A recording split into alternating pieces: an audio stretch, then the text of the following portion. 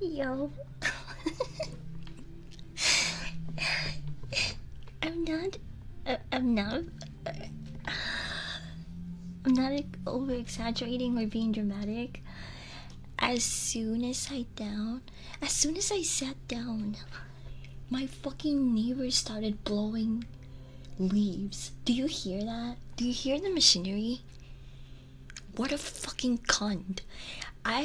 Dude, I wanna like toss a fucking rock or something. I just wanna I wanna fling something really fucking heavy at his head so I can have some fucking peace and quiet for a couple of fucking days. Holy shit, bro. Dude, this guy he spends more time holding his leaf blower than he probably does his wife.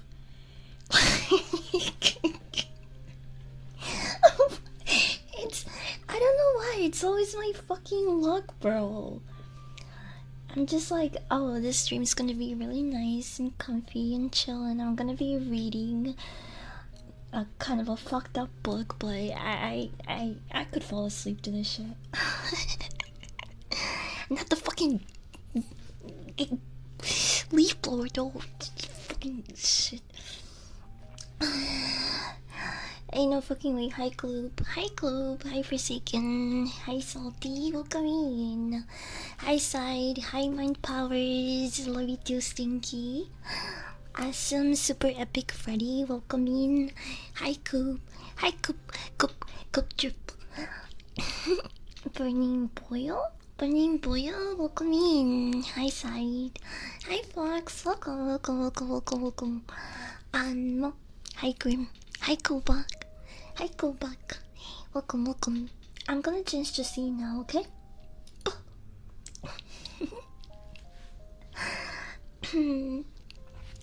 So, today we are gonna be reading all tomorrow's.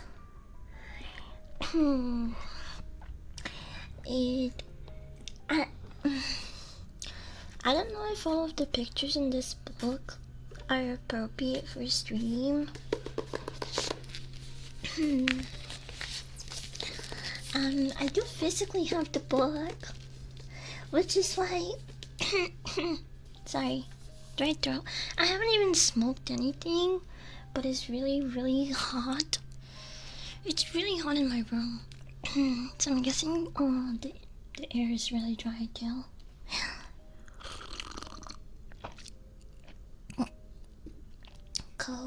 Semen.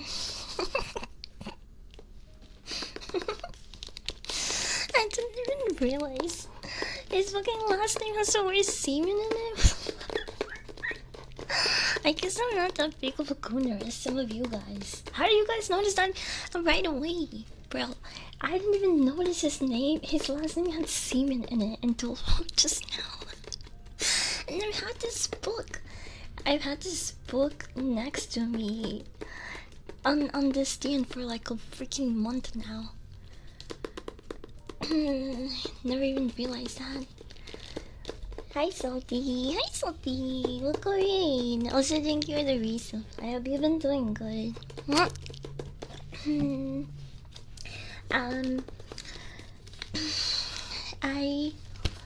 I can't really stream long today because I have some stuff to do later. So I'm probably gonna be reading 2 hours max, maybe a little less, maybe a little bit less. Is that gonna confirmed? I mean, I be gooning my shit, just not like you guys. I think some people assume that I be gooning it on the daily, bro. I think some people think I'm a little bit more degenerate than I really am. Like I wouldn't say I'm not a gooner, but I think I'm a low level gooner compared to some of you. I think some of you guys are like grandmasters and like diamond gooners, and I'm still like in like silver plat, you know, more of the lower ranks, I would say.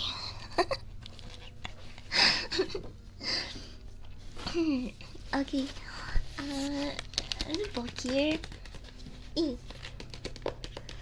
What does the future? Also, let me know. Let me know if the audio is a little bit too low or if it's too high. I try to get it at a comfortable volume, at least for me, so I hope the audio is okay for you guys. You say you're dinner all the time, of course we expect you to be one above all, including... Bro, I don't... Can I confess to you guys? Can I give you a Gunner confession? I'm sure some of you guys already know this, but I'm going to go and confess again, okay? My confession is that I'm scared of butt stuff. I've never done butt stuff. I am terrified of butt stuff. If people say that shit hits and it feels good, but like when I take a poopy that's a little like too big, that shit hurt, bro. I don't wanna stick shit in my butt. That shit hurts. That's a one way. It's a one-way road. I'm putting a sign, one way only. You're driving in the wrong road. This is a one-way road, buddy. So yeah, I would say on the Gunnar ranks, I'm not pretty high. I'm not. Wait, hold on. Give me a second. My mom just texted me. She usually doesn't text me this early, but she's like, oh, dude. Why did she send me this? I don't have room for this.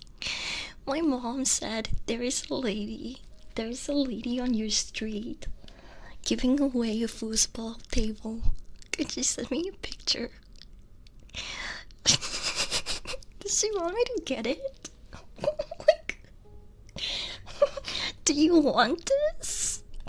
Do you want this? Because I don't have room for it. I don't have room for it. What? It's just a fucking foosball table. Okay, the little like mini soccer, foosball, whatever the fuck table, that is really fun though. I will admit, it's been a while since I played one of those tables.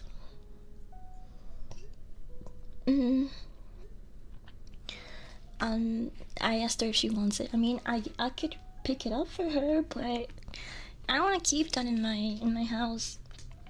I remember, me and my best friend, like, I think it was our senior year of high school. We wanted to get her family a present, and we ended up building like the foosball table, and it took us like 3 hours from start to finish. It took us 3 hours to build it, and then when we surprised her mom with it, she was like, "That's huge. That's huge. Where are we gonna put that?" and my friend was like, "In the living room." And for like 2 years, they just had like a random foosball table in the middle of their living room.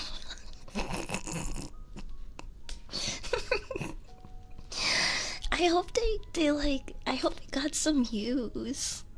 I think they ended up moving it to the like garage or patio or something. But my mom said it would be nice. I don't know if that's a yes or no. Okay, anyway, I'll worry about the foosball table once I end stream.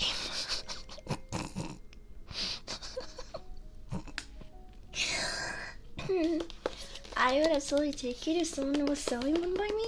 They're not even selling it, they're giving it away. They're like, take it, it's free.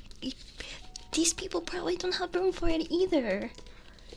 Or maybe they were mad because of like the World Cup results, and they're like, I hate soccer now. I hate soccer. I spread the cheeks to poop better. It's crazy. That's crazy. Oh, I. Do you guys remember that poop fork guy? Okay, anyway, enough poop talk. I'm gonna start reading the book now.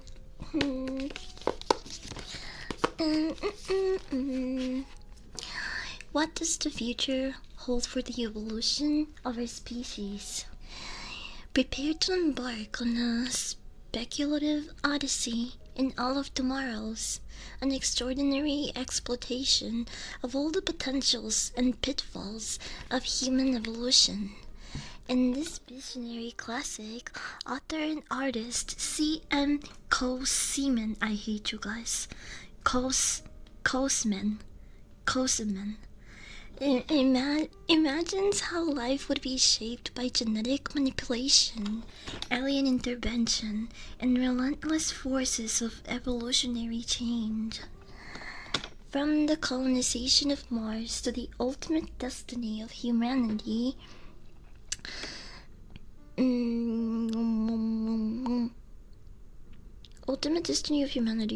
Sorry, I lost track of where I was. The future is bound to unfold in unexpected and unsettling ways. All Tomorrows is a thrilling tale of survival and breathtaking work of imagination that catalogs the process of a new human species and documents the trials they face on distant worlds. Some will flourish, while others fade into oblivion. But the vital essence of humanity persists against all odds. After all this time, it's still you. The print edition of Koseman's Gold Classic features his original illustrations and bonus material, including a species commentary, sketchbook, experts, and never-before-seen artwork. That was just a little book intro.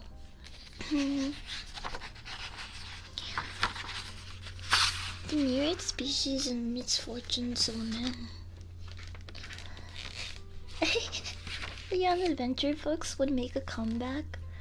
I really like them. I think Choose Your Own Adventure books are still around. They're just probably people in general don't read books as much anymore.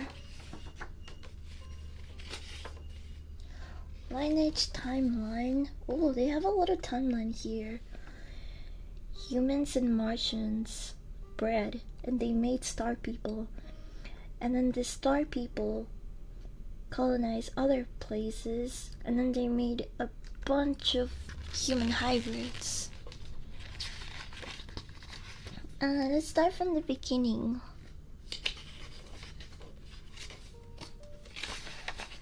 I'll try.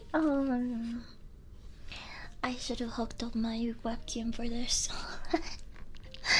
But now it's all the way there. Kinda lazy. I wanted to show you guys the pictures, but I could always pull them up on Google, I guess. So humans spread out to space? Yeah, basically. I'm gonna read from the beginning, so it'll give you a little bit more context here, okay?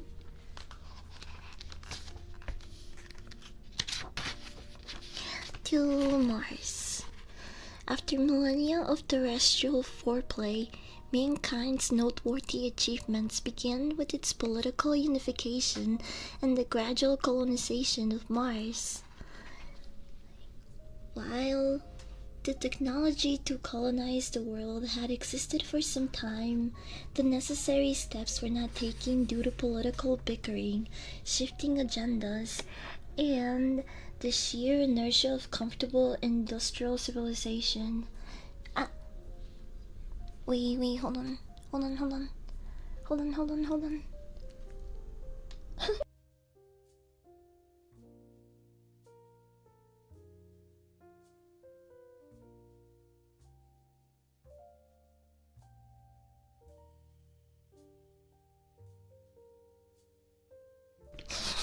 Sorry. I forgot to look for my other tripod and I still have my microphone being propped up by this fuck ass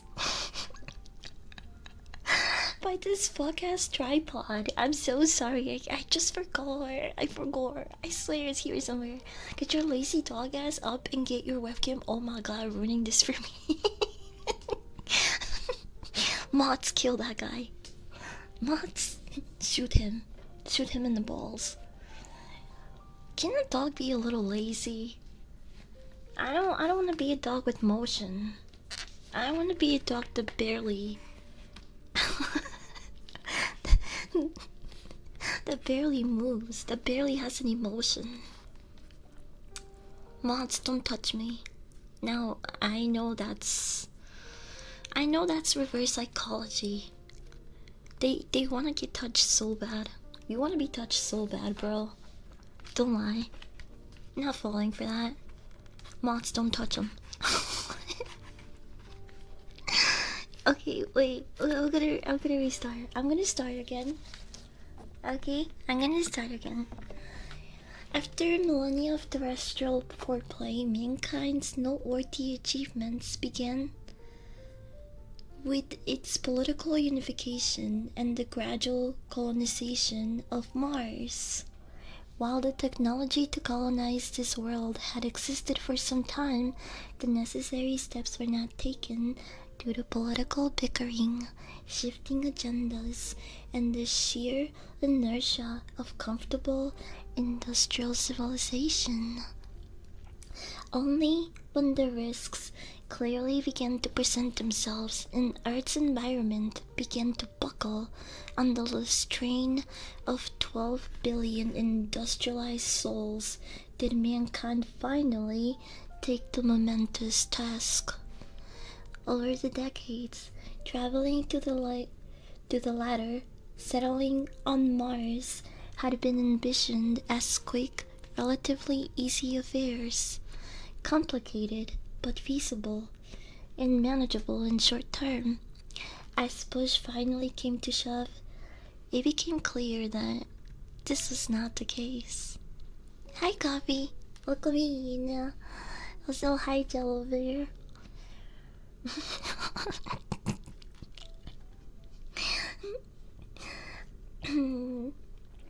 The process had to go step by step. Atmospheric bombardment with genetically tailored microbes slowly generated a breathable atmosphere in a cycle that took centuries. Later, a few cometary fragments were knocked off course to bring forth seas, oceans, water. When the wait was finally over, remnants of Earth's flora and fauna were introduced, as specially modified Martian remakes. When everything was ready, people came from their crowded world. They came in one-way ships, fusion rockets, and atmospheric gliders, packed to the brim with colonists sleeping in dreams of a new beginning. The first steps on Mars were taken by non-astronauts, but by barefoot children on lush biosynthetic grass. Ooh, damn! We're making Mars our bitch. Yo, let's go humanity. Yeah, we're terraforming the fuck out of it and bioengineering everything so we can live there. I've seen this before. Be careful of the cockroach people. Funny, ironically enough, we are the ones probably responsible for the cockroach people. Okay, next page is called Martians. For several hundred years, Mars remained a backwater, prospering, but still dim compared to the splendor of Earth, which was glowing brighter than ever before, Thanks to the relocation of environmentally demanding industries to Mars, Earth could import and consume more of everything without having to damage its tired biosphere. It was the terrestrial heyday, the climax of economic, cultural, and social developments on an old Earth. This, however, was not to last.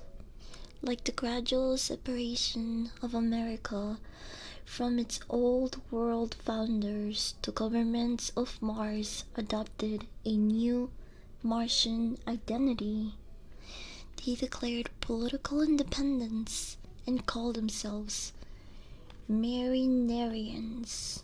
Marinarians? Yeah, Marinarians, after Mars Bale's Marinaries, the largest canyon of the solar system, which after terraforming had become a Mediterranean-like inner sea, uniting different cities and polities on that planet.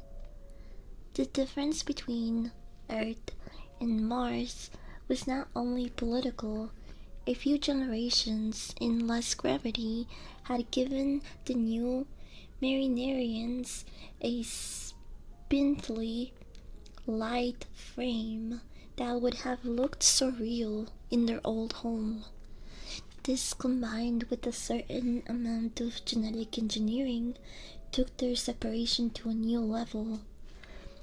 For a while, the silent schism between two planets was mutually accepted, and the balance of power hung in an edgy equilibrium. But the Terral Martian standoff could not last forever. With limitless resources and an energetic population, Mars was bound to take the lead. It does sound like pasta or like marinade.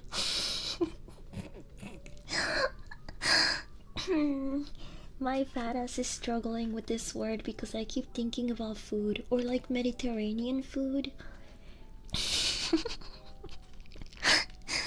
45 stream streak, thank you, coffee. I didn't know you could stand me that much. Okay, so little summary so far of these 2 pages. We fucked up our planet and overcrowded Earth, and so we went to settle down in Mars, which took years, hundreds of years, to terraform and bioengineer our plants and other resources to be able to grow and actually withstand the atmosphere in Mars. And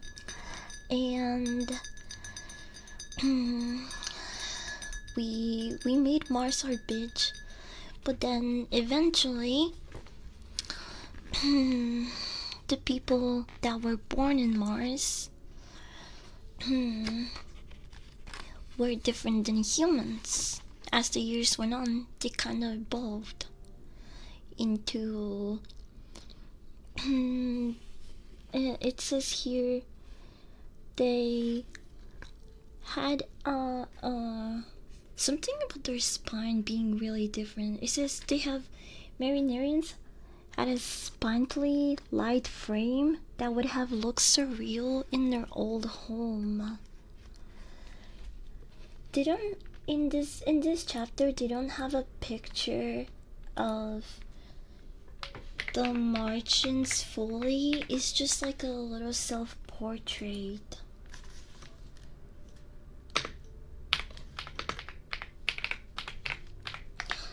Honestly, I don't think this guy looks that bad. I mean, like, His face is a little funky, but here's the guy. This is a portrait we have of your typical Martian, or as they call them, Marinarian. Marinarian? Marinarian. Hi Mike, welcome in. We're doing a bit of reading. But yeah, this is still the portrait they gave us of the Martian people. I mean, they're pretty similar to humans. They look just like us. If anything, he just kind of has like a weird long face. But it seems pretty normal so far. Anyway, eventually, these Martian people became independent. They developed in an environment with different variables, less gravity holding them down to be shorter. Oh, that makes a lot of sense. Well, the lower gravity could people were less compressed, so it isn't that much of a stretch to say they would elongate like that. Yeah, now that you guys mention it, it does make a lot of sense. But eventually the Martian people kind of separated themselves from the Earthlings, even though they were sharing and coexisting happily together in Mars. It says here that things did not last that way forever. With limitless resources and an energetic population, Mars was bound to take the lead. I mean, they had the environmental lead. So, in Mars, I guess, the Marinarian people, that population was taking over.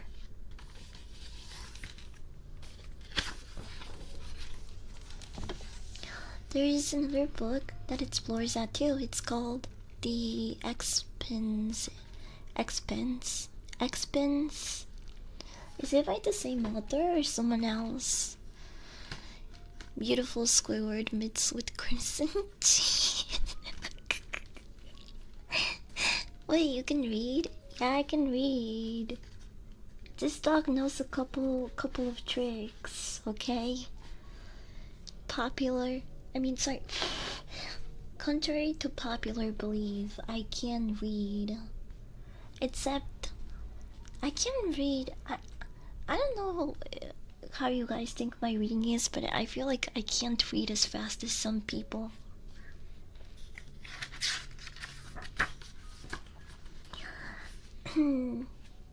I'll drink some water.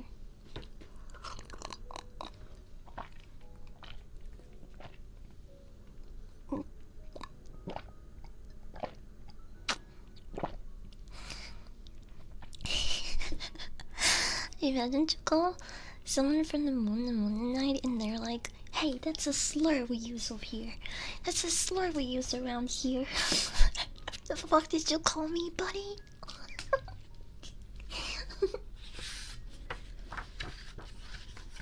Okay, next page.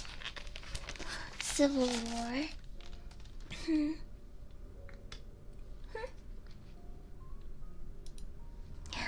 Civil War. Martian prominence in the solar system was expected to occur in one or two ways. Why is the book doing that?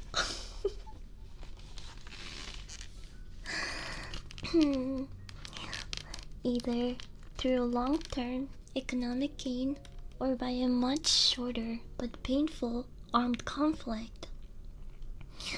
For a few centuries, the former method seemed to be working, but it eventually caused a collapse in the most destructive way. Almost since its establishment, Martian culture was suffused with an explicit theme of revelation against Earth. What? But we made them. We made you, you ungrateful fucks. Sorry. It doesn't say that in the book. I'm just. um. Okay. Songs, motion pictures, and daily publications separated these notions again and again until they became internalized. Earth was the old, ossified home that held humanity back, while Mars was new, dynamic, active, and inventive. Mars was the future. The ideology eventually reached its semi-paranoid revolutionary apex. Roughly 1,000 years from now, the nations of Mars banned all non-essential trade with and travel to Earth. What? For Earth, it was a death sentence. Without the resources and industries of Mars, the terrestrial heyday would quickly be over. What the hell, these ungrateful fucks? We made you. We're basically like your granddaddy, and this is how you repay us. Without the resources and industries of Mars, the terrestrial heyday would quickly be over. Since the trade in essential goods continued, nobody would starve. But for every citizen of Earth, the Martian boycott meant the loss of up to 3/4 of their annual income. Earth had no choice but to reclaim its former privileges, by force, if necessary. Centuries after the political unification, Terra geared up for war. That's us. Most thinkers and fantasists of previous times had imagined interplanetary war as a glorious, fast-paced spectacle of massive spaceships, one-man fighters, and last-minute heroics. Nothing could have been further from the truth. Aww. War between planets was a slow, nerve-wracking series of precisely timed decisions that spelled destruction on a biblical scale. Most of the time, the combatants never saw each other. Most of the time, the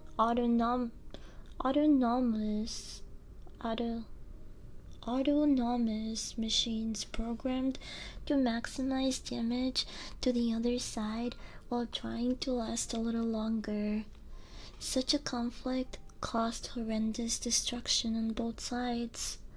Phobos, one of Mars' moons, was shattered and rained down as a meteorite hail.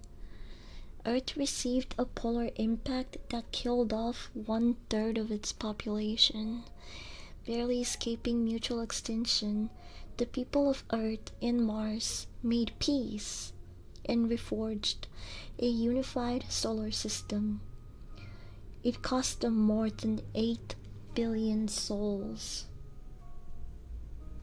What the fuck? This book was written in 2006, I believe. Hold on, let me double check. Yes.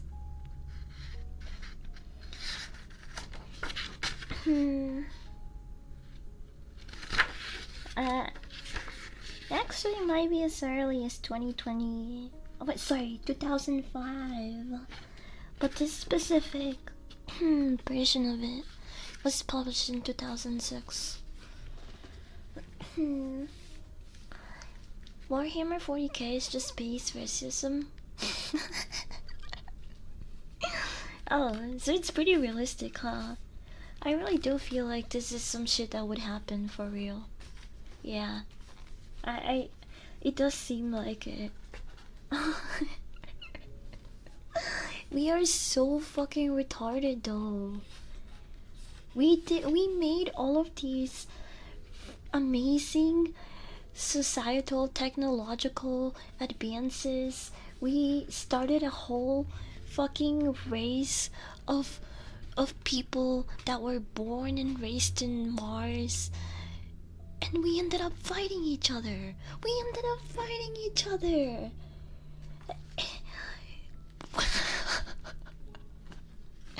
We went on war. We lost 8 billion people. All for us to be like, yeah, you know what? We can actually get along. We should coexist. You guys are not that bad. It's so stupid. Okay, here's the next chapter. We're still reading a bit of the lore, but I think we're getting close to the new human species and stuff. To Brawly, welcome in. Don't you fucking start. I'm already reading enough. Chaos. I just saw your redeem. Sorry. Are you still here? By the way, I should have maybe turned off ASMR redeems because since I'm gonna be reading, they're gonna be pretty pretty slow. Slower than me. Evil. Here, wait, do you hear this? Wait. I don't know if Chaos is still here, but that was for those. Okay, that one's for you. I'm gonna make my points go 0. Fierce. Okay, next chapter. Colonization and the mechanical OEDP? OEDP? How do you say that? OIDP. OIDP. Mechanical OIDP. OIDP? What the f-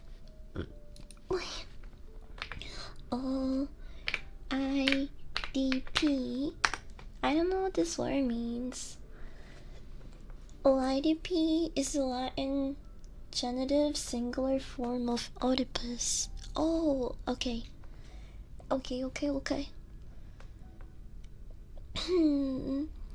Meaning it translates to of Oedipus. It most frequently appears in the titles of classical studies. Yeah.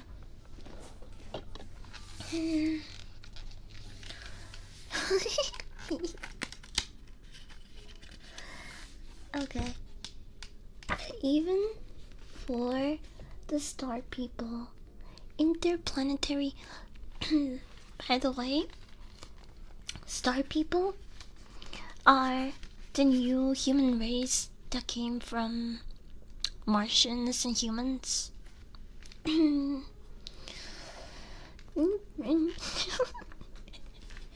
don't know about that. Okay.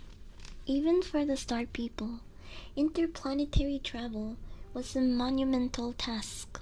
Early minds had boggled over the problem and fantasized as traveling faster than the light via hyperspace emerged as the only solutions. Simply put, it was impossible to take a large number of people with enough supplies to even the closest star to make colonization feasible. The existing technologies could only slug along at mere percentages of light speed, making the journey an epoch-spanning affair.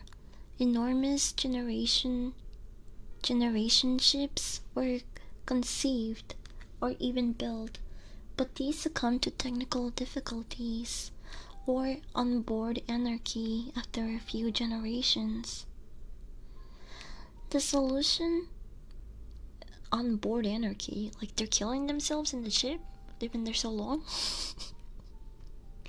The solution was first to go there and make the colonists later. To this end, fast and small automated ships were sent forth to the stars. On board were semi-sentient machines, programmed to replicate on site and terraform the destination, then construct its inhabitants from the generic materials stored on board. They're sending ships with synths to other planets, and then the synths make human Martians to colonize these new places, is what I'm getting. Interesting. A bizarre problem plagued such attempts. The first generation of humans to be manufactured sometimes developed a strange affection for the machines that made them.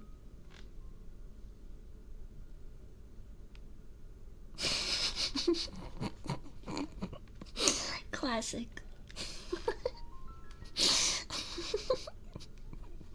We are so fucking cooked. They rejected their own kind and perished. After the massive identity crisis that followed, this technological Oedipus complex was not uncommon. Nearly half of all colony funding attempts were lost through it. So instead of fucking each other, we started fucking on robots, and then almost extinguished ourselves. What the fuck? Even then, the remaining half were enough to claim the galaxy for the star people. Okay, well, it didn't affect all of us.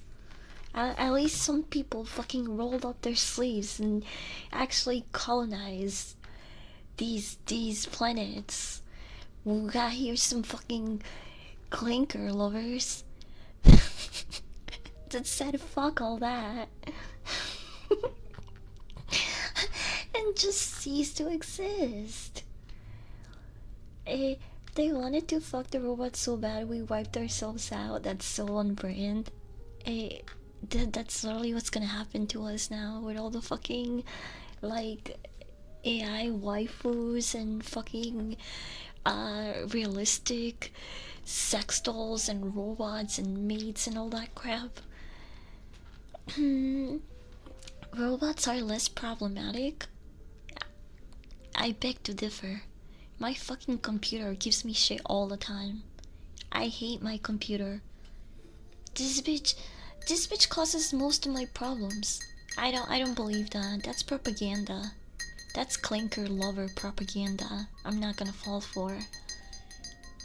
Hi Fat Dragon, welcome in. We're reading.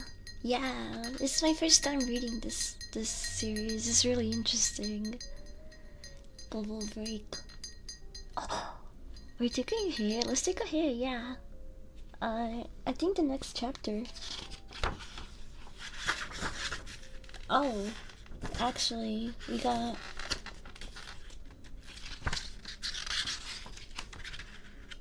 got one more chapter before we start learning about the other species and the aliens and all of that stuff. Boom boom. I'll put this down for a bit. And I'll pack us a hit. Do you take care of it? I do. I take care of my computer, but like, it's an ungrateful fucking cunt.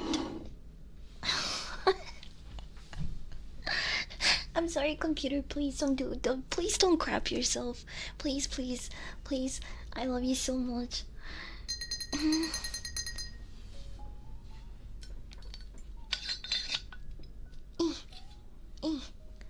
You guys ever have your car or your computer or something break down and then you start talking nice to it and babying it in hopes that it like gets better? I used to have a car that was like that. Whenever I was like, oh, this car is such a piece of crap, I fucking hate it, I need to get rid of you, it would like start crapping out more.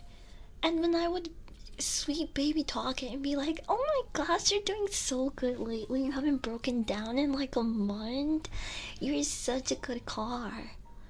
And then it's like it's working. I it's like it wants to make me proud and it just doesn't break for like another fucking couple months. Gets better as you read more, I'll leave it at that. It's really interesting so far. And a lot of the stuff and events that they talk about here, it's really funny. I do see them happening. If that was the case, 100%. I mean, like, we can't even get along right now. We can't even get along with everyone right now on Earth. You think we're gonna get along with the new alien species that we make?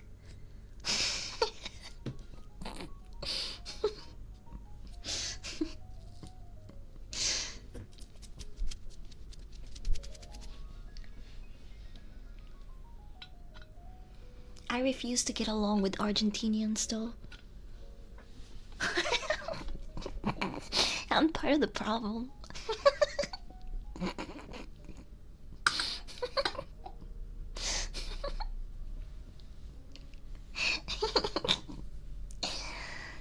Raya? Wait, is my pawn not working? I need my head pads.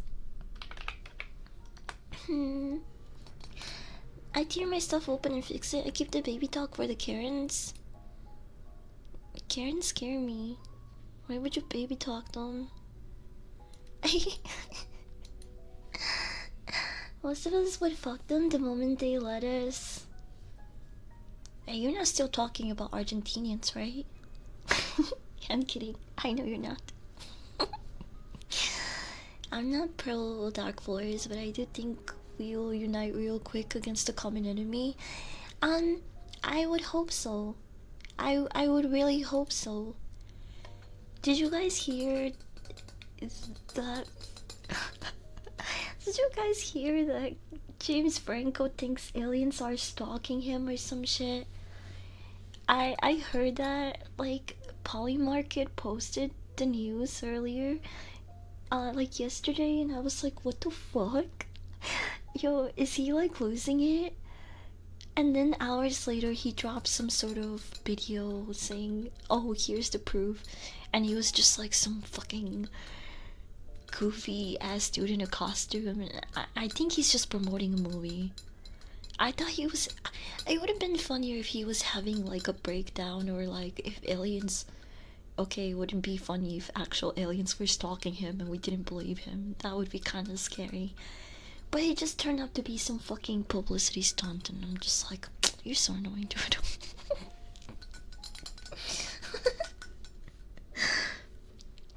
Okay, let's take a hit.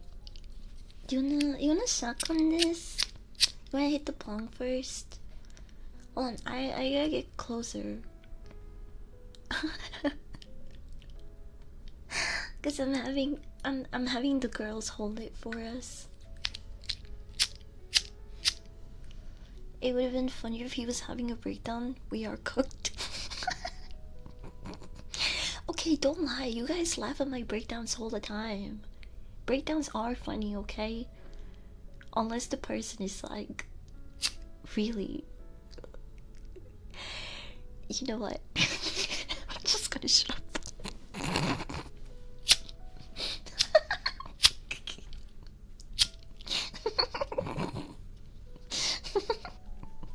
Cheers. Open up.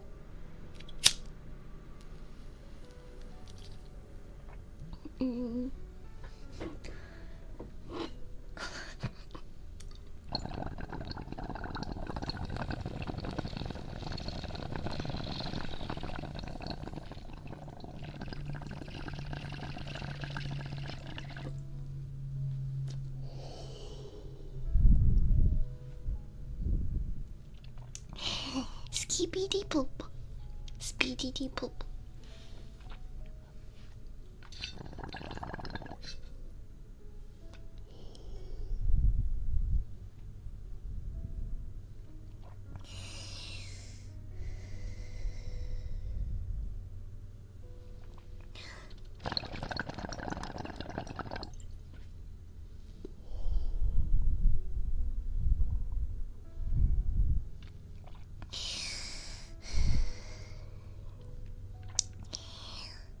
Yo, daddy. Yo, daddy. Thank you for the follow, Akonina.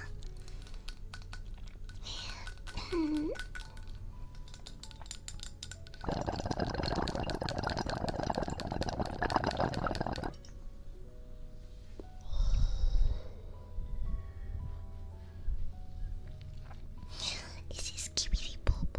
I don't know. I'm pretty sure he says poop. I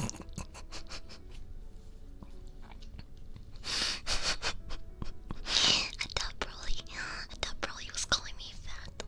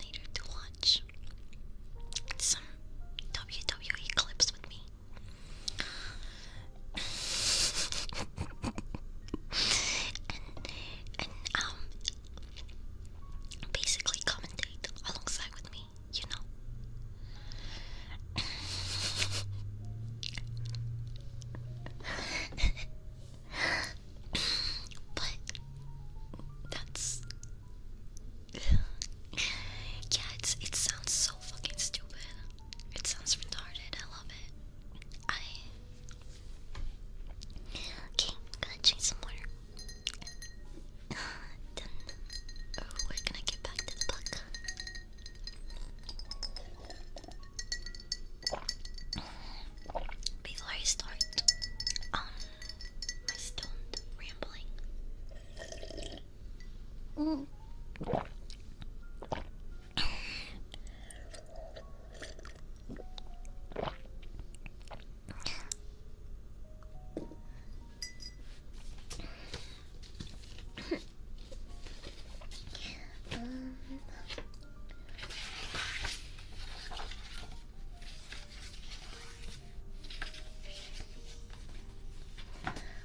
Martians.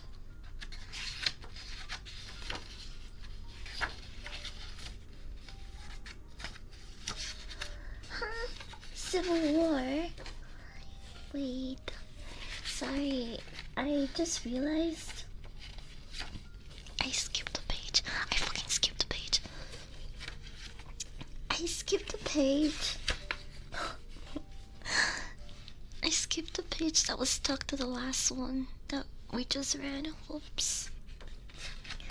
My bad. Although I kinda did already give a mini explanation of who they are. But I'm just gonna go back and read it.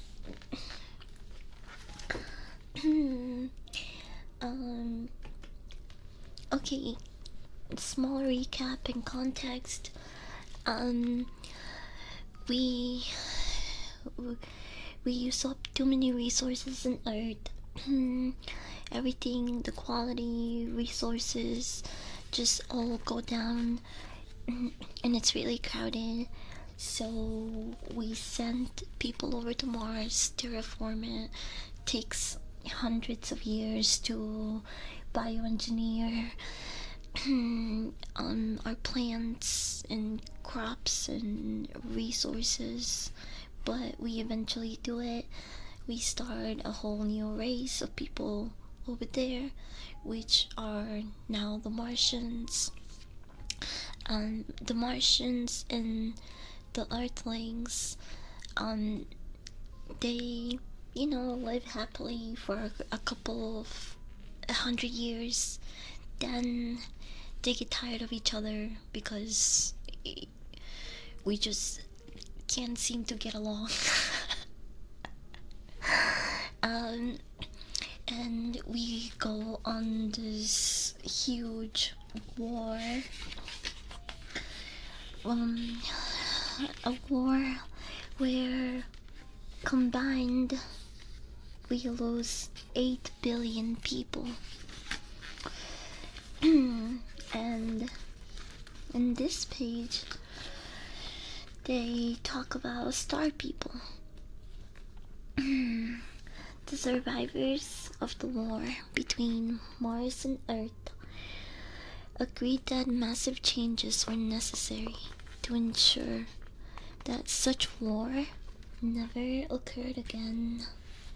These reforms were so comprehensive that they involved not only political and economic changes, but biological changes too. Wait, hold on.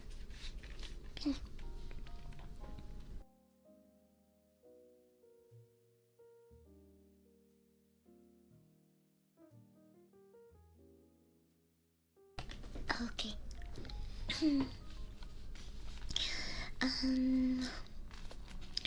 These reforms were so comprehensive that they involved not only political and economic changes but biological changes too. One of the greatest differences between the people of the two planets was that over time they had almost become different species. Wait, why is it so... Oh.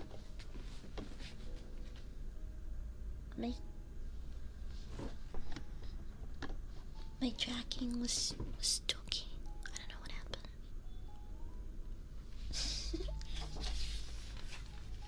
happened. It was believed that the solar system could never completely unify until this discrepancy was overcome. The answer was to create a new human subspecies that better adapted not only to Earth and to Mars, but also to the conditions of the most newly terraformed environments. Their creators endowed these beings with large brains and heightened talents greater than the sum of their predecessors. Predecessors? Predecessors? I don't know if I'm saying that right. Be they Terran or Martians. Normally, it would be hard to convince any population to make a choice between mandatory sterilization and parenting a newfangled race of superior beings.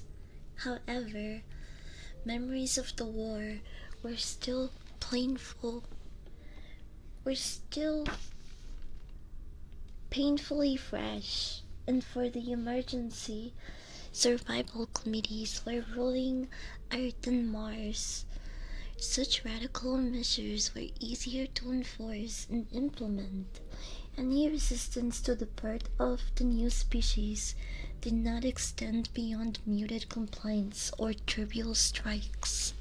In only a few generations, the new race began to prove its worth. Organized as a single state and aided by the technological development of the war, its people rapidly terraformed and colonized Venus, the asteroids, and the moons of Jupiter and Saturn. Soon, however, even the solar system began to feel constrained. There was scarcely a world, moon of. Wait, what the hell?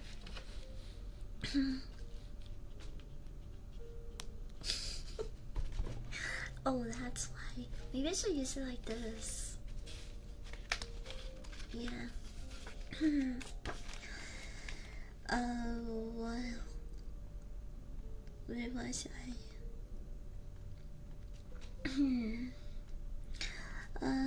Organized as a single state and aided by the technological developments of the war, its people rapidly terraformed and colonized Venus, the asteroids, and the moon of Jupiter and Saturn. Soon, however, even the solar system began to feel constrained.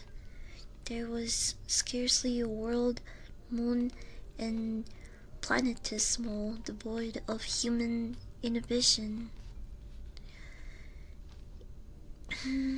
Inhibition? Inhibition? If I said it right. Even the extreme habitants, such as Mercury or the dim planetoids of the Oort cloud, were home to research stations and temporary bases. The new people who inherited these sites wanted to go further, to new worlds under distant stars. So that was just a brief description of the star people and giving you some more where they came from and what their goals are and all of that. You're so supposed. What? What do you mean? Schizo posting is just regular posting to me. And this is the page that we already read. So we're going over to the next one, which is The Summer of Man.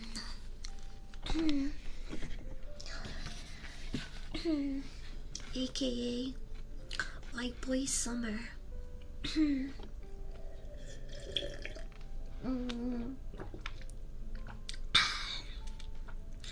If we were speaking in modern tongue, that's what this chapter would be called.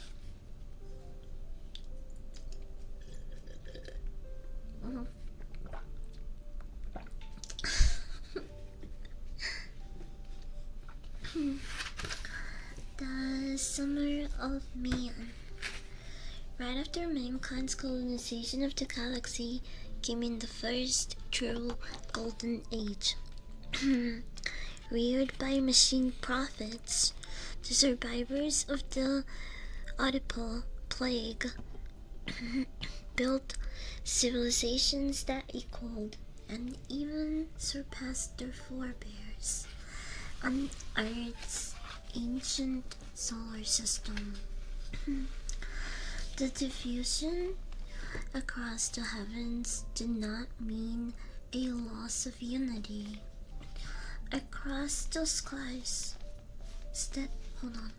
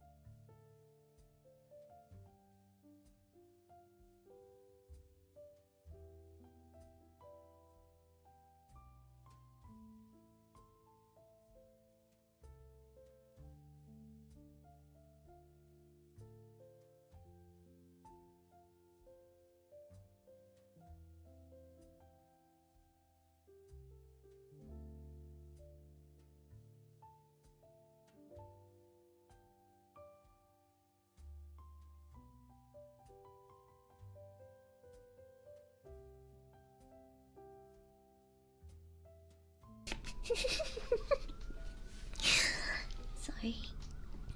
I was fighting my fuck ass mic stand. I was fighting.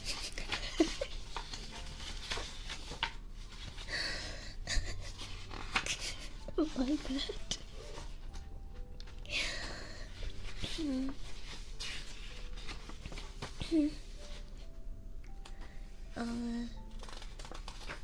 Alright, we were in the summer of Van.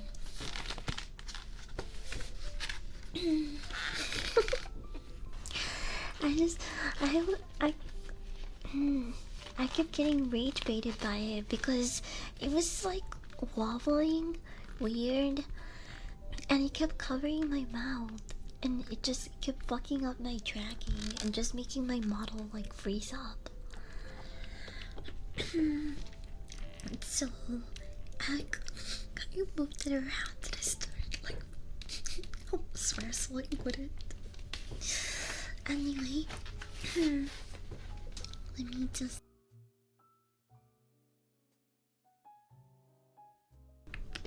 drink some water.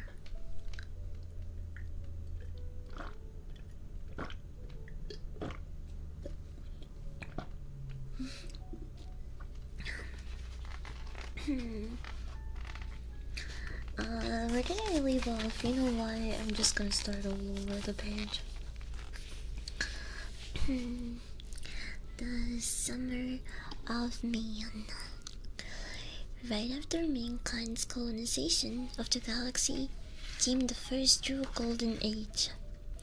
Reared by machine prophets, the survivors of the Oedipal plagues built civilizations that equaled and even surpassed their forebears on Earth's ancient solar system. I'm gonna get this out of the way. This diffusion across the heavens did not only mean a loss of unity. Across the skies, steady flows of electromagnetic communications linked mankind's worlds with such efficiency that there was no colony that did not know about the goings on of their distant siblings. The free flow of information meant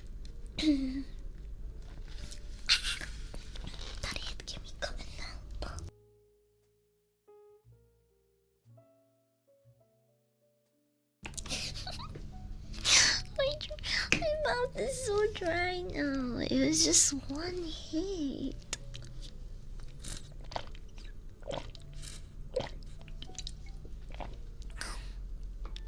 I'm gonna have to go pee so bad after this.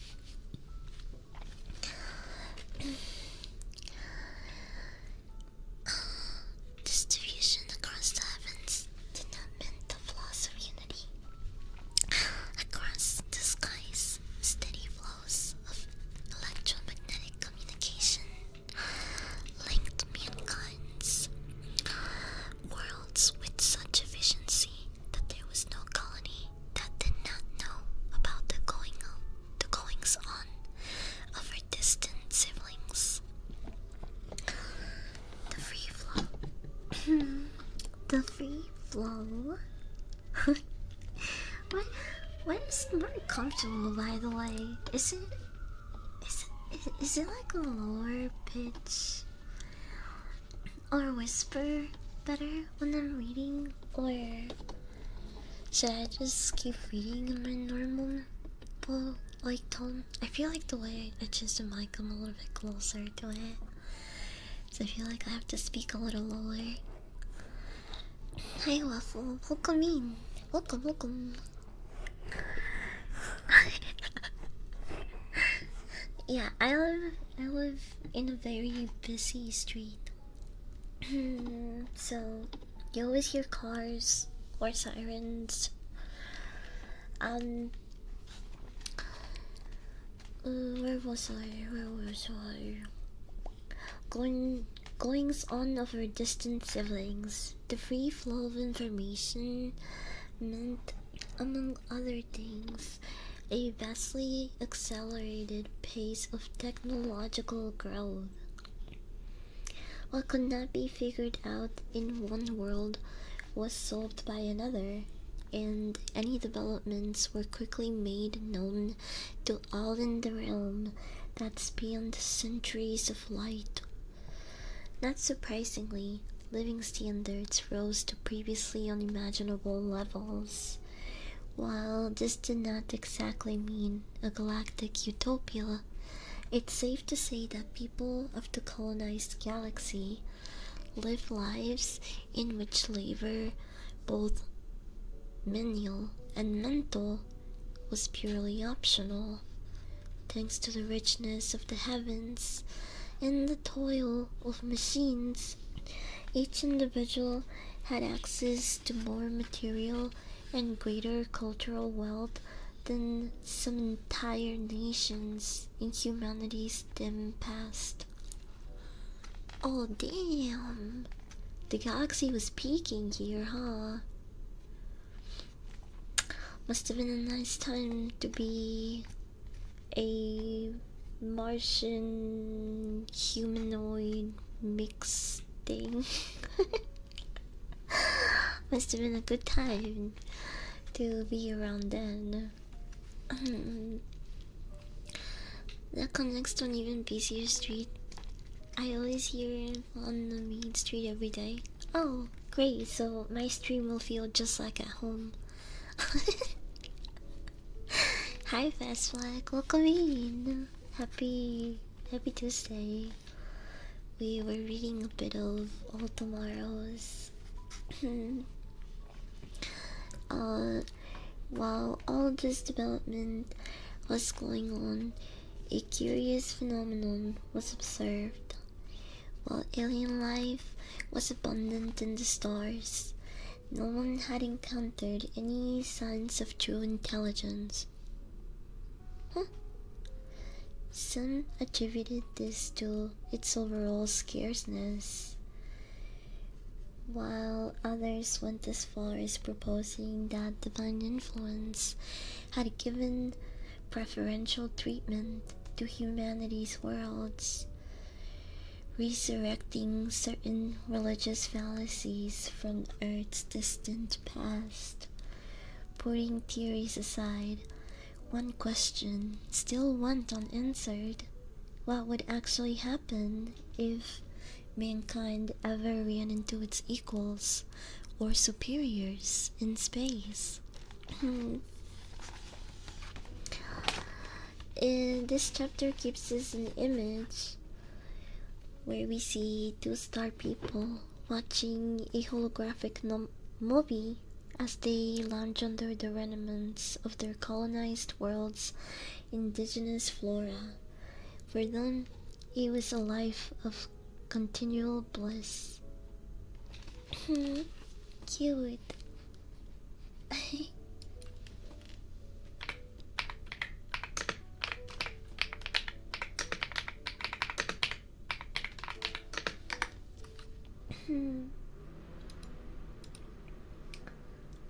No.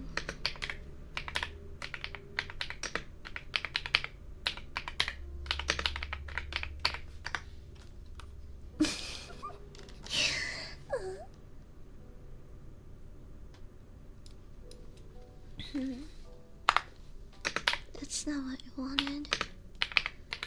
I wanted to show you the picture that I'm seeing here. Here we go.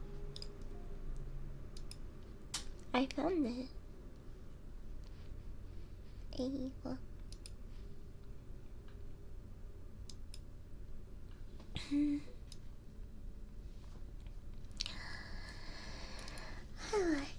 These are the star people. When you know, things were going really well for them. This is how they watched movies. They had their freaking triangle hologram. It's really cool. We do have a clear picture of the star people here. They are smarter than humans and Martians, so they have a big ol' head. This is what most of the star people look like.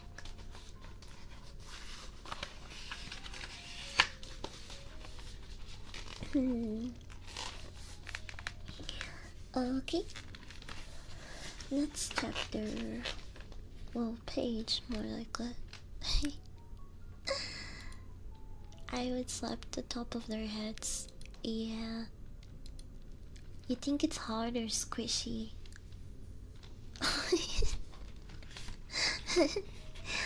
It looks a little bit dented. I might be a star person. It's a good thing I have all this hair to cover my dent though. An early warning. During those times, a small discovery of immense significance warned humanity that it might not be alone.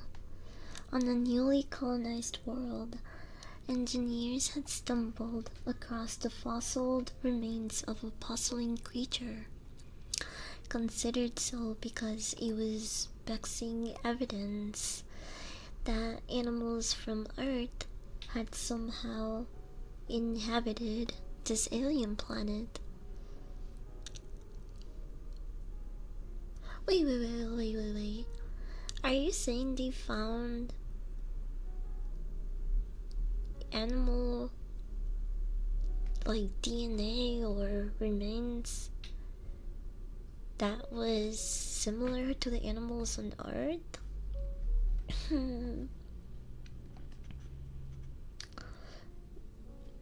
Justifiably named Panderibus Pandora.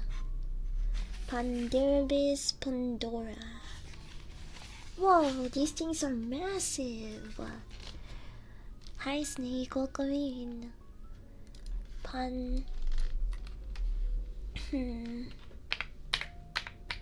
It's kinda cute.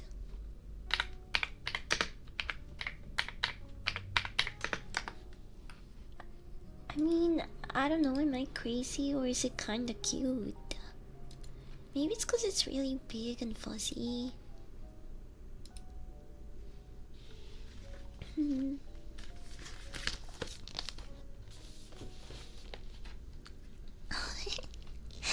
I mean, what do you guys think? Isn't it kinda cute?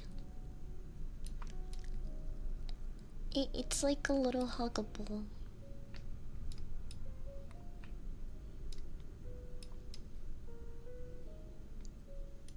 I don't know. It's not that scary. it's kind of cute. Sombra, who's a good boy. Good boy. Good boy. Good boy. Good boy. No. Why would you say that?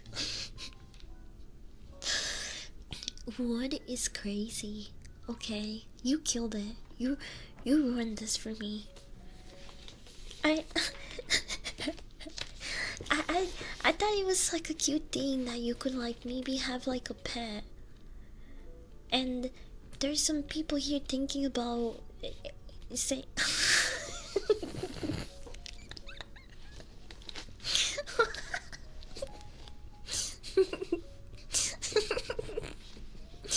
Don't you try that reverse psychology woman shit on me.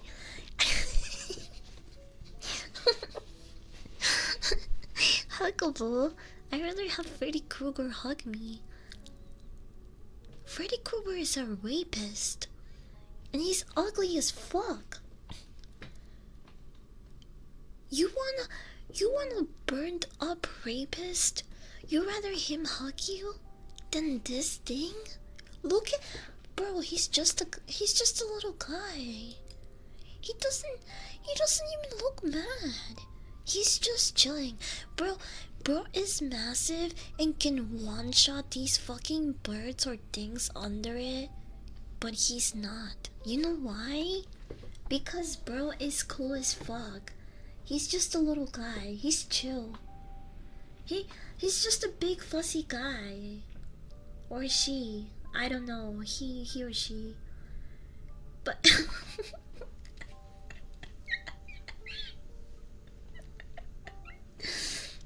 hey, you know what?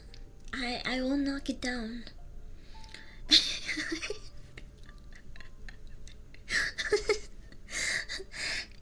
Some people could say it kind of falls into Pokemon territory, right?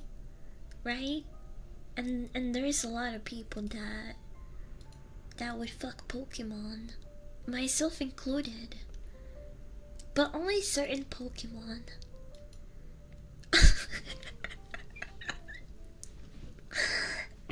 I don't know. I just got like I just got pet vibes from it though. It's so cute. It's so cute. I'm gonna tame it and ride it into battle and glory. So you like this but not the meat pets from Vito Carnis? The pets from Vito Carnis are disgusting, ugly little fucking mole rats. and they're literally meaty, and they're probably a bitch to clean and smell bad and feel like no. I rather have a big fussy guy. He's friendly too. You can tell he's friendly because he's around other smaller creatures, and he's not tearing them apart and devouring them. There's no laws against the Pokemon, Batman. Hey, it's fantasy, so I don't care. I don't care what anyone goes to. Wait, did we finish?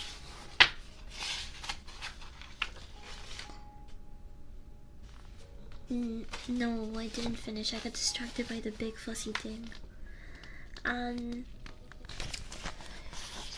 Its name was Pandorabis Pandora. Sorry. No, wait, the fussy thing. That's Star People. Pandorabis was a typical terrestrial vertebrate with calcium-rich bones and 4 extremities. Finding it on that planet was as unlikely as finding an alien creature in Earth's own strata. For some, it was irrefutable proof of divine creation. The religious resurgence, fueled at first by mankind's apparent loneliness in the heavens, became even more intensified. Others saw it differently. Pandorabis had shown humans that entities powerful enough to visit Earth take animals from there and adapt them to an alien world where, at large in the galaxy, considering the time gulf of the fossil itself, the mysterious beings would have been millennia older than the humanity where they were capable of such feats. The warning was clear. There was no telling what would happen if mankind suddenly ran into this civilization. Benevolent contact was obviously preferred and even expected, but it paid to be prepared. Silently, humanity once again began to build and stockpile weapons. So we found this adorable thing, and some people were like, oh my god, this is proof that there is a god out there creating more beings. We're not the only ones in this galaxy. There's a higher being out there making these things. And another group of people went, this is proof that aliens have stolen our shit and engineered it to make sure that they can live in these other planets.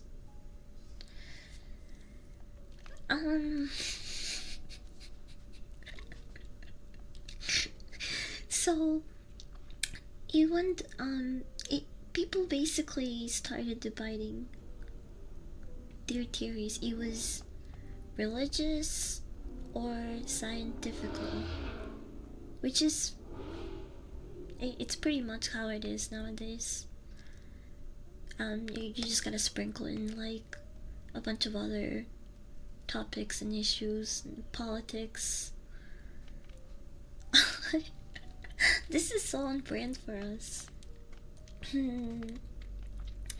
Um, so because we feared the unknown, we started making weapons. We said we need to be strapped. We need to stay strapped up. Just in case we find the people that created these things.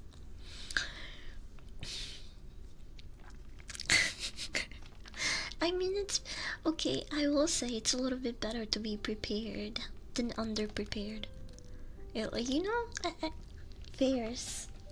that is a little bit smart, at least. Even if we're doing it out of fear. Silently, humanity once again began to build and stockpile weapons. There were terrible devices capable of collapsing stars and wrecking entire solar systems. Sadly, in time, even these preparations would prove to be ineffectual.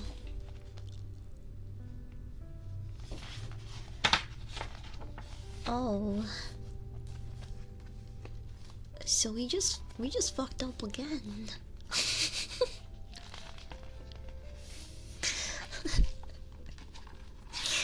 We need to get our shit together. We evolved as a species so many times now, and we made ourselves so much smarter and have advanced technologically, biologically, and in so many ways, yet we keep fucking up. We just Hi Vinny, welcome in. We're reading a bit of All Tomorrows. So we, in the timeline of events, we have covered the chapters of, you know, the very beginning, right? The roots, how the humans and Martians came together, they made star people, and then the star people went to other planets and colonized and, you know, bioengineered animals themselves, and evolution happened. Then we covered the Civil War, Summer of Man, which is when like it was peak world peace. Think of like when Pokemon Go came out for us. That's basically what the entire galaxy was experiencing. That's what Summer of Man is in this universe. It's their Pokemon Go era. And now we're entering the third chapter, which is the Ku invasion.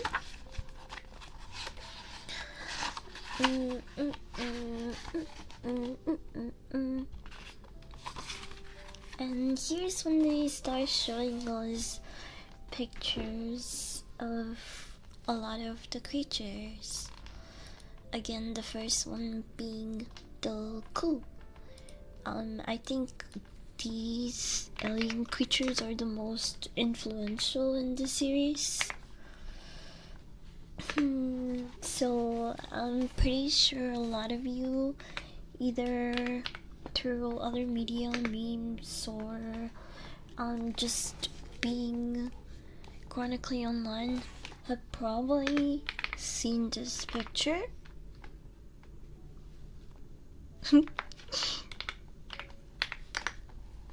Taco. They look like this.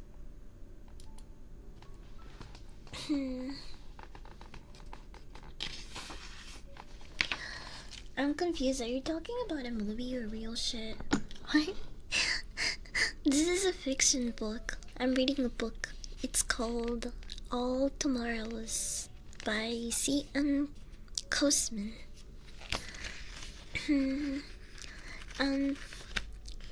I think this is. I might be wrong. I think this might be the same concept artist for some of the creatures in Pacific Rim. Although I don't know, I might be confusing him with another artist that has a very similar talent, style. This is all real, just like Haggard.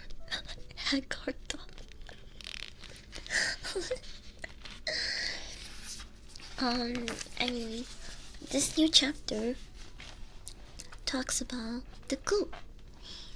The coup.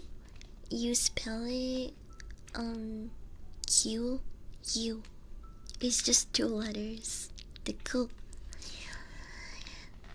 The first contact was bound to happen. The galaxy was simply too large to contain just a single intelligent civilization. Any delay in contact meant only a heightening of the eventual culture shock. In humanity's case, this culture shock meant the complete extinction of mankind. What do you mean, culture shock? We're not. Come on, we're not that fucking like weak spirited.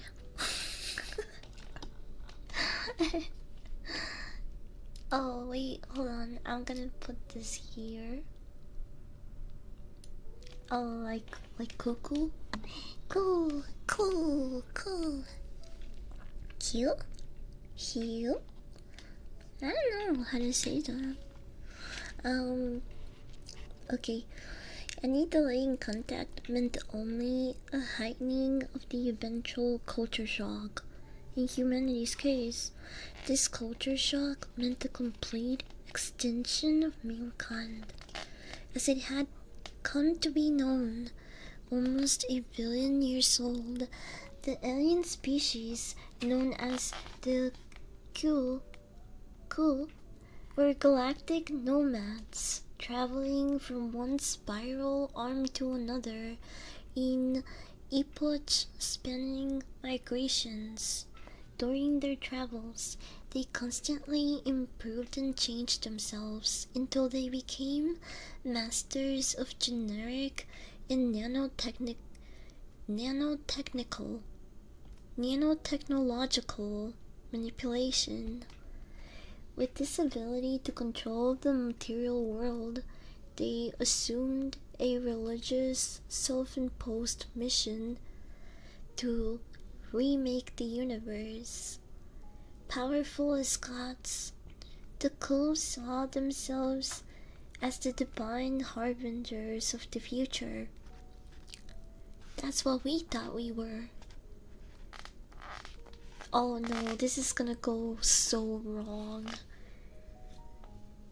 We thought we were the shit, colonizing everything, turning other galaxies and worlds into our bitch. And now these guys think the same shit. This is gonna be a bloodbath.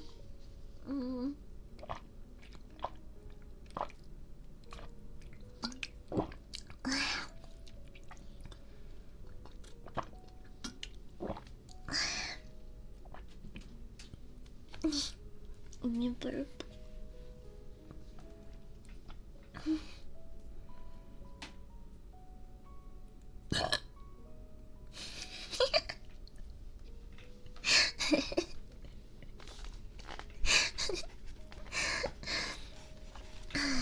Oh, you're the ones that are hostile? We? Oh, you speak French now? Talking about we? Talking about we? We? I'm not hostile. I'm a good girl, okay? Wait, I know what you're trying to say.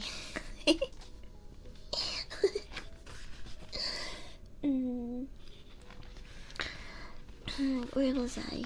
Okay. Thank you for the hydrate. I'll do some after I know with this page. This dogma was rooted in what had been a benevolent attempt to protect me. Wait, oh, you're a burp again.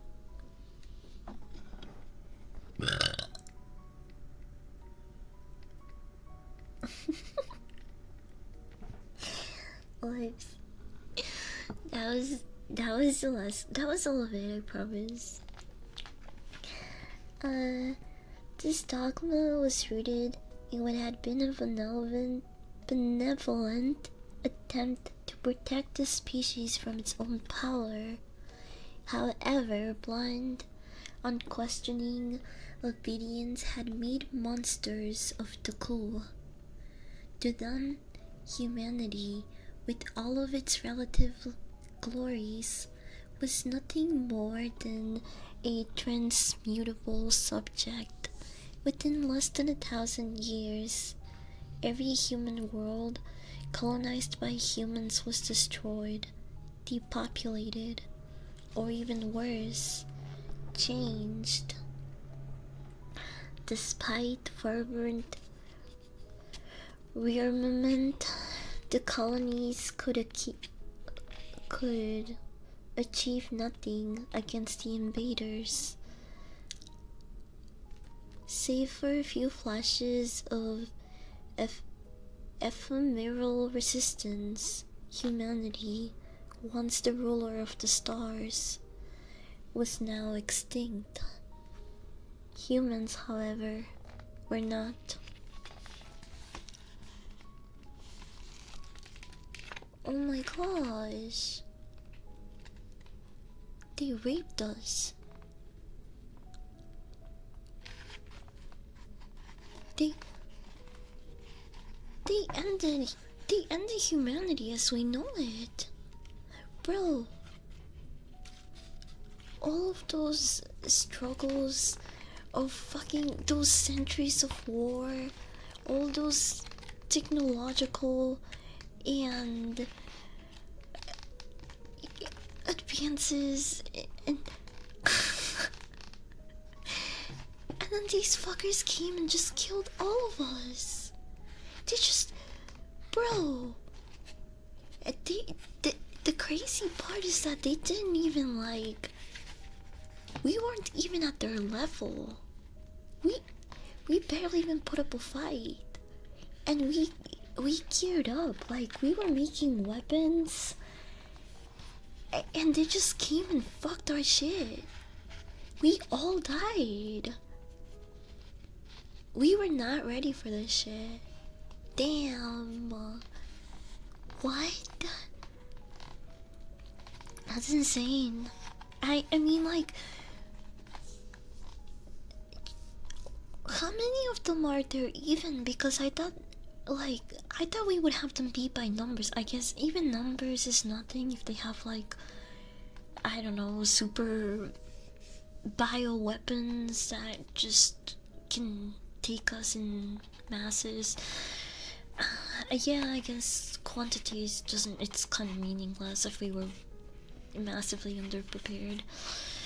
That fucking sucks, though.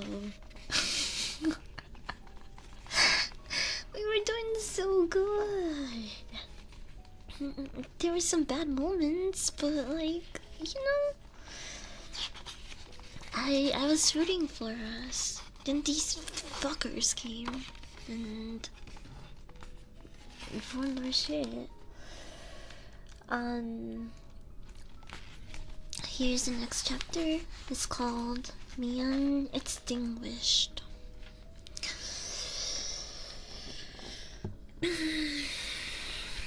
We had a good run. True, we did. It was a generational run. But apparently we were like doing quick play and they were doing ranked. So yeah, GG's, I guess. We did not have a good run. Okay.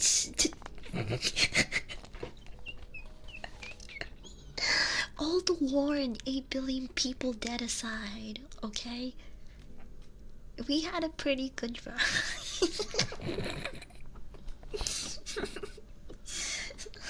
GG's, I guess, when I just joined. Well, GG's for humanity in this book, bro.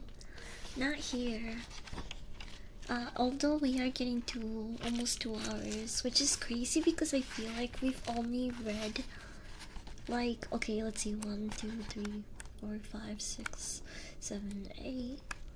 None. We pretty much only read like 10 pages. We pretty much only read like 10 fucking pages.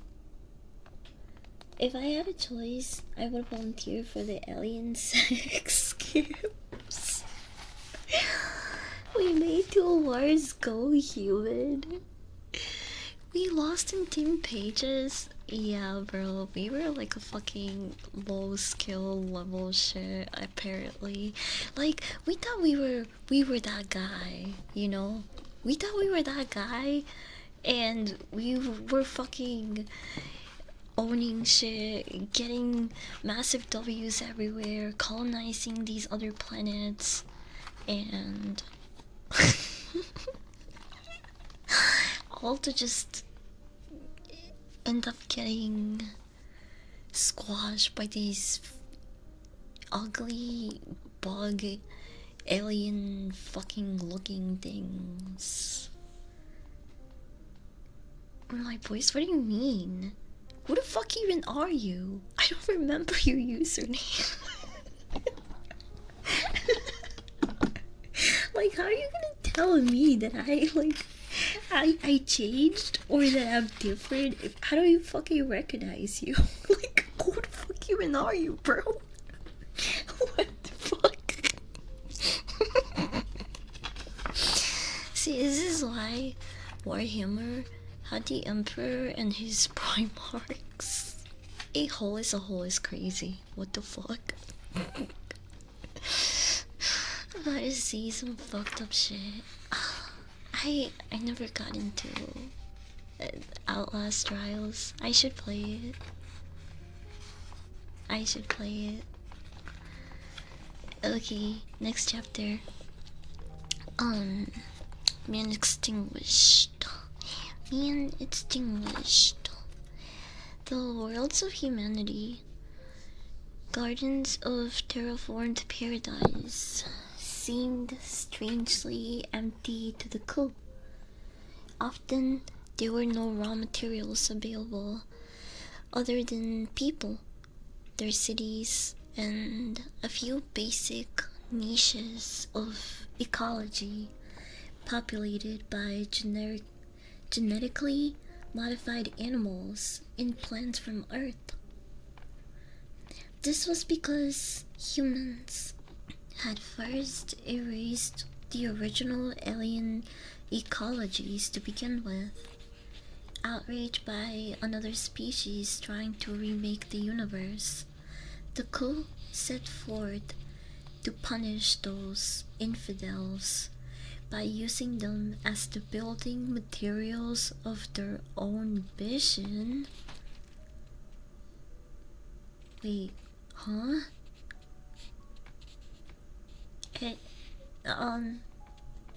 That's not what I think it is, right?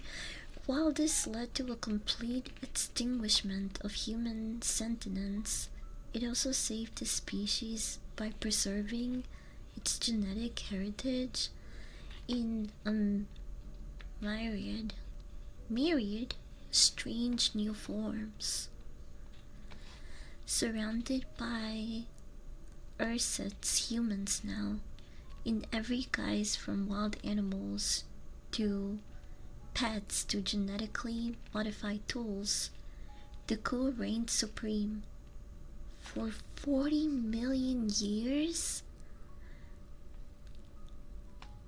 on the worlds of our galaxy. 40 million years. What? Oh my god. I can't believe we never rose to the occasion and killed these fucks. I mean, maybe 40 million years later, but that's insane. On the worlds of our galaxies, they erected kilometer-high monuments and changed the surfaces of entire worlds, apparently at whim. One day they departed as they had come, For there was a never-ending quest, and they could not stop until they had swept through the entire cosmos. Behind them, the Ku left 1,000 worlds, each filled with bizarre creatures and ecologies that had once been men. Most of them perished right after their caretakers left. Others lasted a little longer to succumb to the long-term instabilities. On the previous few worlds, descendants of human beings actually managed to survive. In them lay the fate of the species now, divided and differentiated beyond recognition.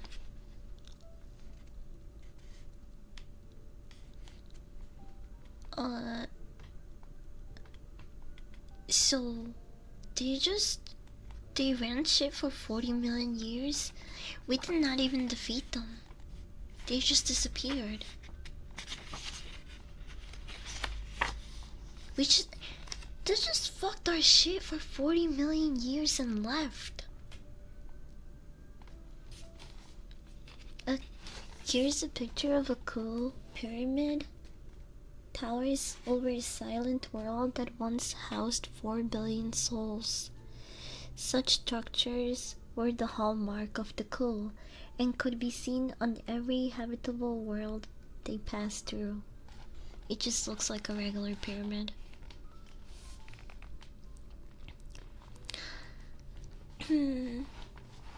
Well then, they won so easily, they resized them.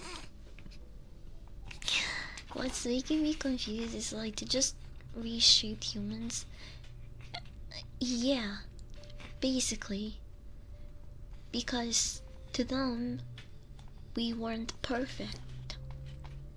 And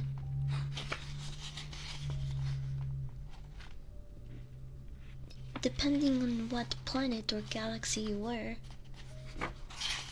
they messed with human species biologically and changed us. They took our kitchens and fucked up our house and left. Yeah, basically. So they basically extinguished mankind as we know it and turned us into some fucked up extraterrestrial beings, and they left. And now here we began a new chapter, and actually most of these chapters are now about all the different kinds of things that we became. You have to remember, these are all technically humans, or at least they once were, but now they've evolved. And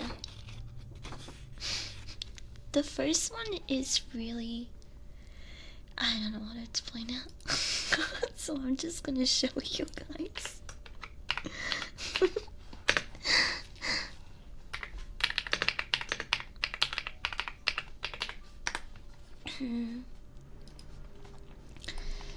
So here's the first one.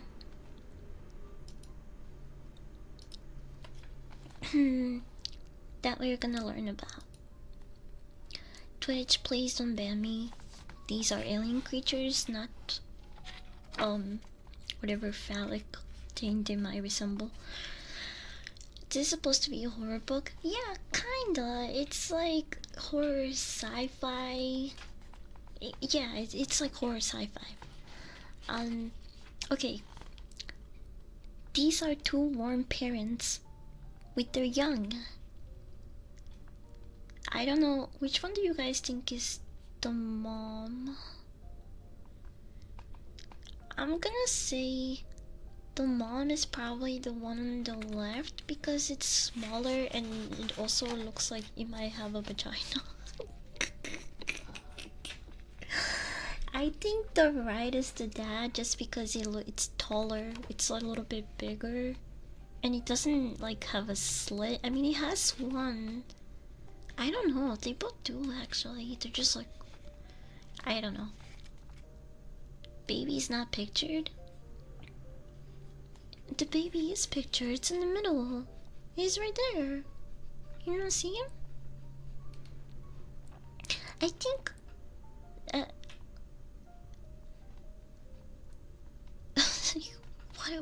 What's going on with the arms? That's their toy, not.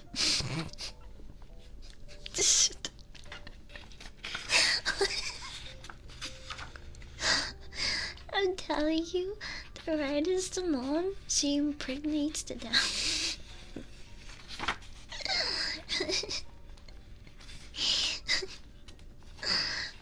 Okay. Worms. Worms. Their world lay under a scorching sun. Its intensity made monstrous drought the interventions of the long-gone coup. The surface lay littered with husks of dead cities, baking endlessly like shattered statues in a derelict oven. Yet life remained on this unforgiving place. Forests of crystalline plants blanketed the surface, recycling oxygen for the animals' life that seethed under the ground. One such species, barely longer than the arms of their ancestors, was the sole surviving vertebrate. Furthermore, it was this planet's last descendant of the star people, distorted beyond recognition by genetic modification. They looked for all the world like pale, overgrown worms, tiny feeble feet, and hands modified for digging were all that betrayed their noble heritage. Aside from these organs, all was simplified for life underground. Their eyes were pinpricks, and they lacked teeth, external ears, and the better half of their nervous system. Yay, no anxiety! We got rid of anxiety, everyone! Let's go! Let's fucking go! Humanity W! The lives of these, Ursat's people extended little further than continuous digging. If they encountered food, they devoured it. If they encountered others of their kind, they sometimes devoured them too.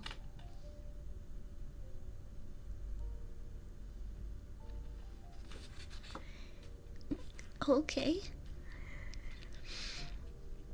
But mostly, they mated and multiplied and managed to preserve a shred of their humanity in their genes. In time, it would help them prevail.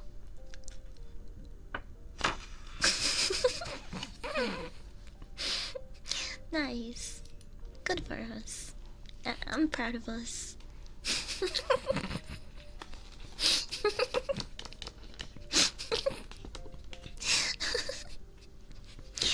Even after all this time, it's still us, chat.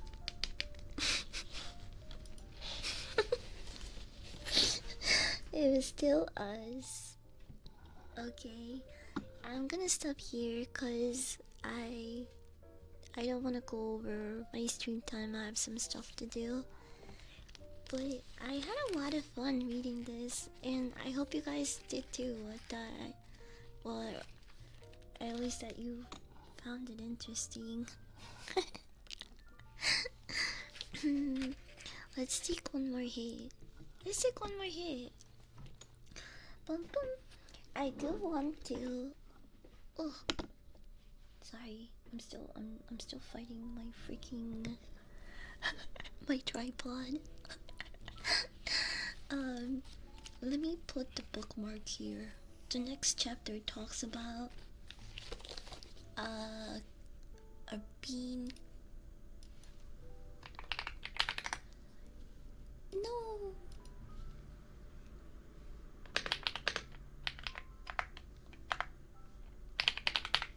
The next chapter is about Titans.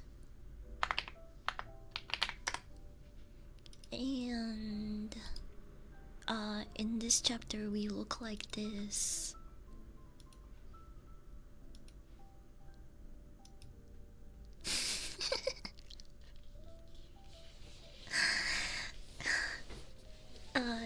So we'll continue that next time we do a reading stream like this. I had a good time. I'm thinking about putting this on the schedule once a week until we finish the book. What the fuck did the code do to us to get us to look like this, bro? What the fuck? Yeah, this bot is safe to upload on YouTube, so I will be posting it there. You should see it. You should see it on YouTube sometime later tonight. Eeh.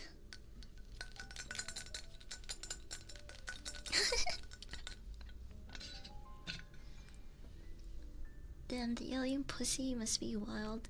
Bro, we were the alien pussy. Bro. Bro, the crew were fucking us. We were their alien pussy. You understand how bad we got fucked? It's... But yeah, if you missed the first half of the stream, you'll see the bot up on YouTube later. You can catch up, and I'll do like a little recap next time I read the book.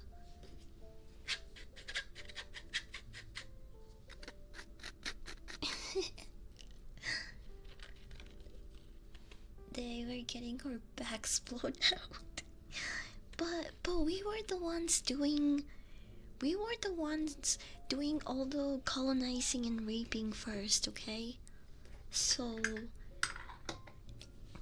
you gotta give us a little bit of credit for that. We were running shit, and then not so much. And then never again for 40 billion years? Is that what it was? 40? Was it million or billion? I already forgot. It was a lot of fucking years.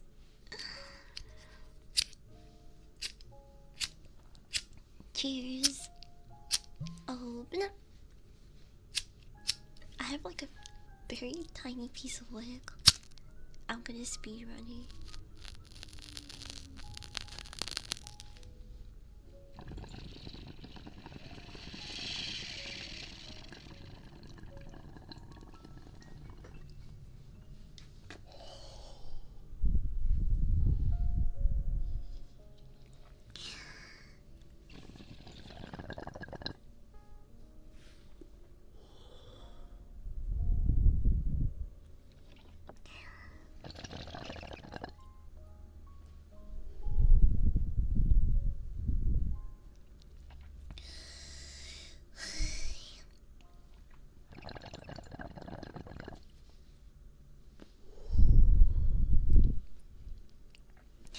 You know what doesn't love waking up to alien grape?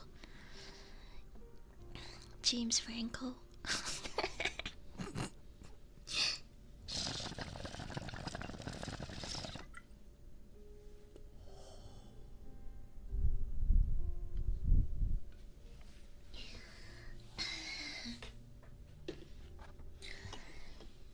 Man, I thought the guy was pretty funny. Then I kept hearing like all the stuff about like him flirting with the with like young assistants and um actresses on set and shit, and I was like, what the fuck?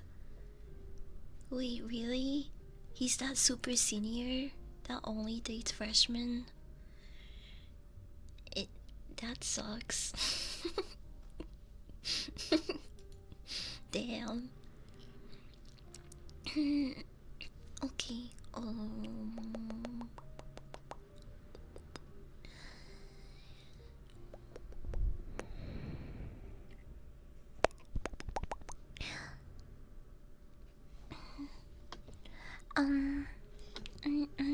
Don't usually stream this early, so I don't have a lot of mutuals to read. Oh.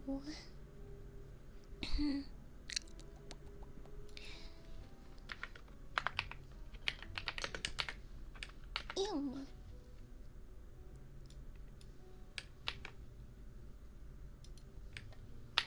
Here, I don't really know Phoenix, but they're model school.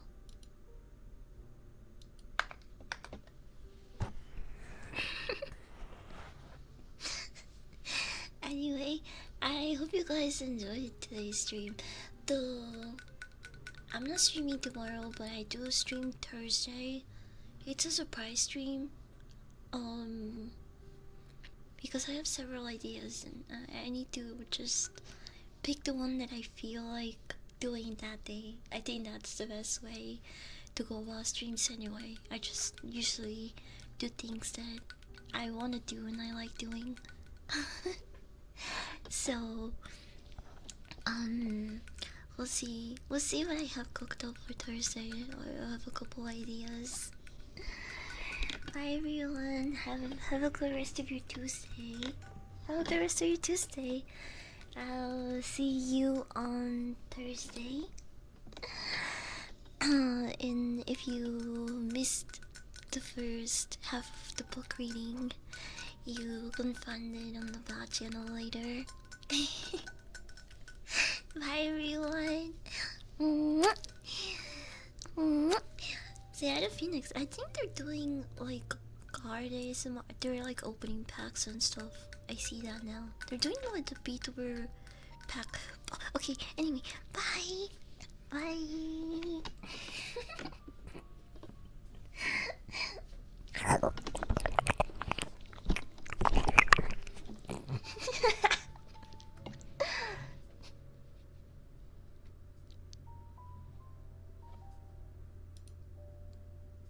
Wait. Oh, fuck.